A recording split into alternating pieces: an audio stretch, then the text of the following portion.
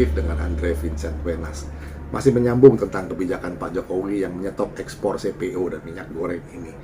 Catatan saya kali ini berjudul Jokowi sedang menggoreng para mafia migor.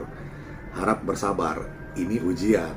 Begini, sahabat, bukankah semua minta supaya Pak Jokowi turun tangan membasmi para mafia minyak goreng, juga mafia lainnya sih. Nah, harap bersabar, prosesnya sedang berlangsung. Ini ujian. Begini situasinya kalau ekspor dilarang dan tidak dilarang. Nah, kalau ekspor tidak dilarang, mafia migor bermain atau kolusi dengan Kementerian Perdagangan dalam hal ini memalsukan dokumen ekspor. Ini sudah terbukti dengan dicokoknya wayang-wayang para mafia itu oleh kejaksaan. Pasar minyak goreng domestik amburadul, kelangkaan dan harga tinggi berbulan-bulan. Konsumen dalam negeri sengsara. Demikian situasinya saat pasar minyak goreng dan CPO tidak dilarang untuk diekspor. Nah, sekarang situasi kalau dilarang untuk ekspor. Harga CPO dunia, juga minyak substitusi sawit lainnya melambung karena kelangkaan suplai, bukan? Tapi petani sawitnya yang sekarang terancam menderita lantaran tandan buah segar mereka atau TBS-nya bakal seret pembeli atau off-taker-nya. Menurut data di situs Asosiasi Petani Kelapa Sawit Indonesia, Apkasindo, yang kita akses tanggal 23 April kemarin, jam 7 malam, terdaftar sejumlah 9.395 petani sawit. Lalu lantaran ekspor dilarang, katanya juga bakal ada ancaman penyelundupan minyak sawit. Ini tentu permainan para mafia itu lagi. Kalaupun para penyelundup itu nantinya ditangkap atau tertangkap, kemungkinan besar cuma wayang-wayangnya lagi, bukan dalangnya. So, jadi bagaimana? Memang, sahabat, ada tarik-menarik ini, macam tegangan gitu ya, antara kepentingan konsumen domestik dengan petani rakyat. Dua-duanya warga negara Indonesia. Tapi juga ada kepentingan APBN yang butuh devisa. Apalagi gegara COVID-19 ini membuat postur anggaran negara kita rada merana. Devisa itu disetor oleh pembayar pajak, yaitu para pengusaha yang ekspor sawit. Lagi-lagi semuanya orang Indonesia. Jadi ada 4 pihak, konsumen, petani, negara, dan pengusaha. Bagaimana agar keseimbangan antara keempatnya bisa terjaga dengan baik? Nah, dengan baik itu artinya semuanya win-win, menang-menang, sama-sama untung. Biasanya CPO kita kebanyakan memang diekspor. Data Gapki tahun 2020 produksi CPO 47 juta ton, dikurangi total penggunaan untuk biodiesel dan pangan sejumlah 15,69 juta ton. Maka masih tersisa 31,31 juta ton. Ini yang bisa atau boleh diekspor. Tahun berikutnya 2021 tahun kemarin ya, produksi CPO-nya tuh 46,89 juta ton. Sedikit turun, dikurangi total untuk biodiesel dan pangan sejumlah 16,29 juta ton, ini masih tersisa 30,6 juta ton. Ini juga masih bisa atau boleh diekspor.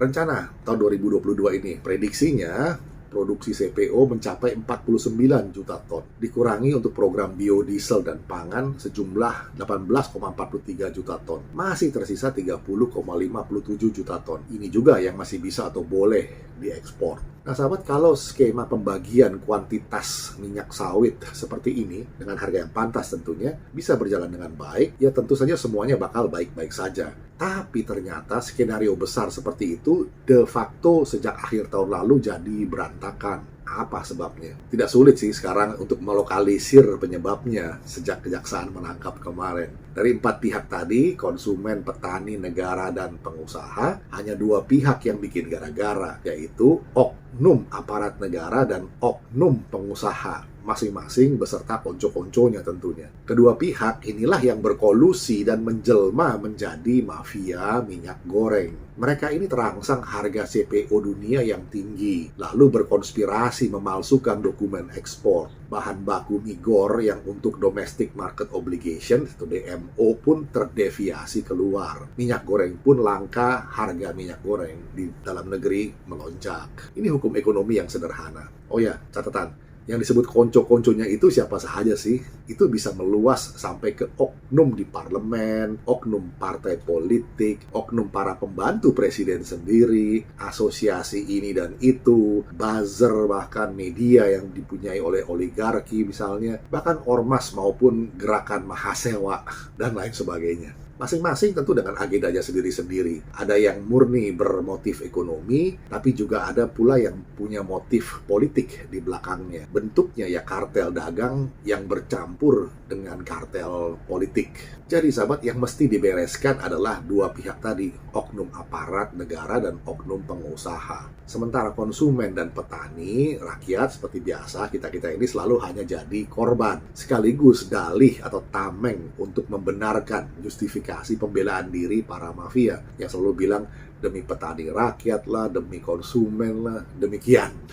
Namun kemudian pintu masuk untuk mengidentifikasi para mafia, pemainnya, sudah dibuka berkat keberanian kejaksaan menangkap para wayang dari konspirator. Ada yang dirjen, ada yang komisaris. Tapi ini cuma wayang-wayang aja, dalangnya belum. KPPU dan BIN pun sudah punya data tentang 8 oligarki kartel, juga dengan siapa saja mereka bermain. PPATK pasti bisa membantu. Kepolisian siap bertindak. Kasal sudah memerintahkan jaga lautan dari para penyelundup. Sementara KPK, ya KPK boleh terus memonitor.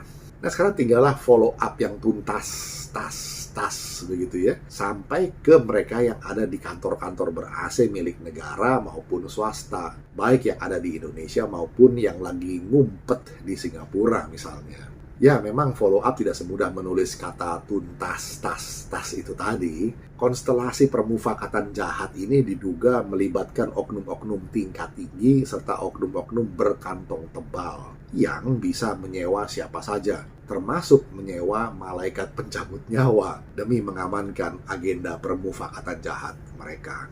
Presiden Joko Widodo dalam hal ini memang mesti ekstra hati-hati. Kebijakan nekatnya untuk melarang ekspor CPO dan migor sementara ini adalah upaya membakar semak agar ular beludak kurang ajar yang selama ini mengkhianati beliau berhamburan keluar. Pak Jokowi sedang gantian nih sekarang menggoreng mereka pelan-pelan. Pelarangan ekspor ini semacam shock terapi. Kebijakan ini memang berbahaya, namun perlu. Ancaman sih bisa datang dari dalam negeri, dari luar negeri, dengan berbagai bentuknya. Namun mengingat Presiden Joko Widodo ini berani vivere pericoloso, nyerempet-nyerempet bahaya begitu, inilah jalan yang bisa ditempuh dalam konteks kekinian. Nah semoga saja ada mafia migor yang copot jantungnya, pusing dengan kontrak-kontrak yang sudah mereka pegang, sambil ketar-ketir takut ketahuan belangnya. Pada waktu yang ditentukan kemudian pelarangan itu bakal berhenti. Devisa akan mengalir kembali, minyak goreng tersedia di pasar konsumen dengan harga yang pantas, dan petani sawit pun punya off-taker-nya lagi ya, mengambil TBS mereka. Kembali ke zaman normal disebutnya. Soal teknis lainnya sahabat tidak bisa diungkap semua di sini. Namanya juga strategi jebakan Batman untuk menangkap ular-ular meludak itu tadi. Bukankah yang minta supaya Presiden Joko Widodo membasmi para mafia itu adalah kita juga? Hanya saja kita semua, konsumen, petani, dan aparat negara yang berintegritas serta pengusaha yang baik-baik mesti bersabar. Ini ujian. Demikian sahabat, catatan ringkas mengenai Pak Jokowi yang sedang menggoreng para mafia minyak goreng. Harap bersabar, ini ujian. Kira bisa menjadi perspektif, kita jumpa lagi di session berikutnya. Terima kasih.